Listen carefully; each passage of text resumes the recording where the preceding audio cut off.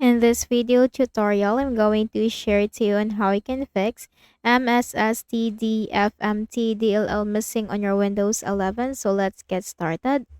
Go to the Windows search bar and type CMD. Click the option Run as Administrator on the right pane.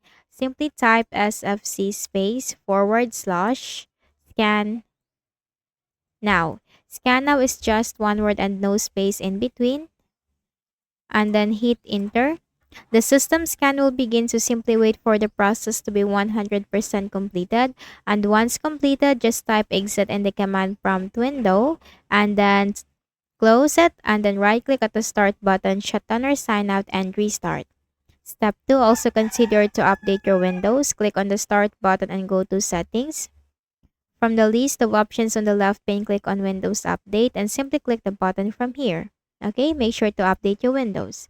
Step 3, if you have any installed third-party antivirus softwares like Avast, McAfee, or Malwarebytes, just try to temporarily disable that, okay? Then, for the next method, check first your system type. So search for system information under the best match, click on it. Take note of your system type and then open any browser on your Windows. Simply search for Visual C++ or Distributable and hit enter. Click on the first option. This is the latest version.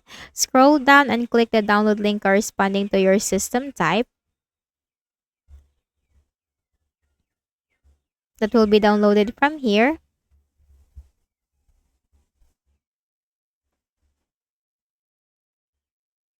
Once done, double click